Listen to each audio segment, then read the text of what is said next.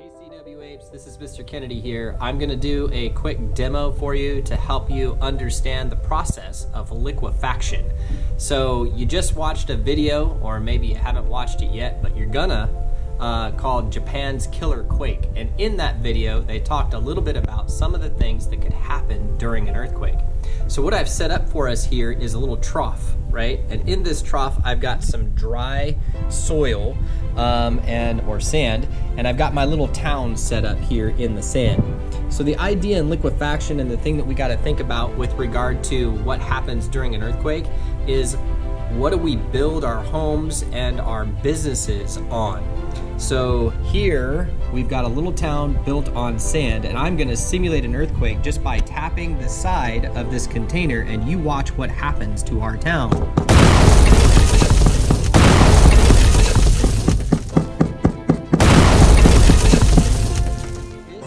We're going to simulate what happens when groundwater intrudes underneath the subsoils, okay? And that's what liquefaction is all about.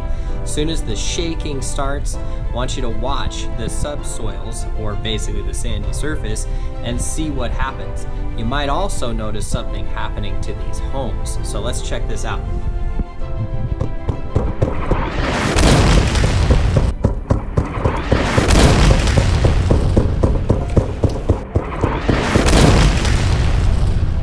So unlike last time, even though we lost a few buildings in the dry sand, when it's wet, if there's water underneath the soil, as soon as that shaking happens, it comes to the surface and all of our buildings fell. That's liquefaction. Mr. Kennedy here with yet another demo for you. Today, I've got a demonstration to model the movement of tectonic plates across the Earth's mantle. So in front of me, I've got some setups here with some graham crackers and some frosting.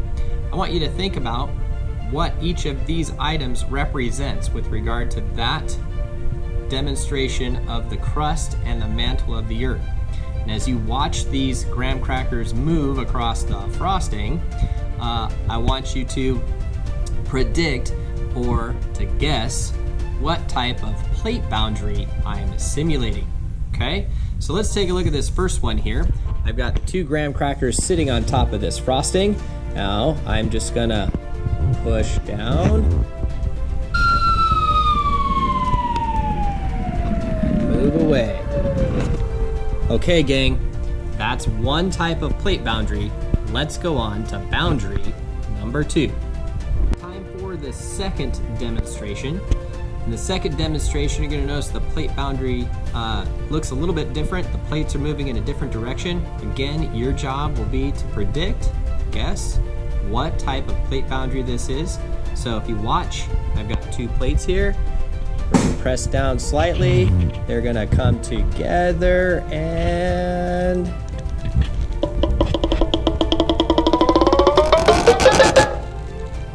there you go. Okay, so that's plate boundary number 2. All right, gang, for our last plate boundary, I brought in a little bit of water here, and what I'm gonna do is I'm gonna take these graham crackers and I'm gonna soak them in the water for just a few seconds here. All right, I'm gonna count to 10. 1, 2, 3, 4, 5, 6, 7, 8, 9, 10. Okay. And then I'm gonna put them here on my frosting, and I'm gonna shove them together.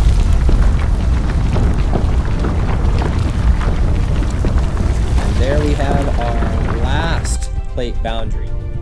All right, in your notebooks, I want you to draw each of these plate boundaries, and I want you to explain what type of plate movement you saw and what type of boundary we have.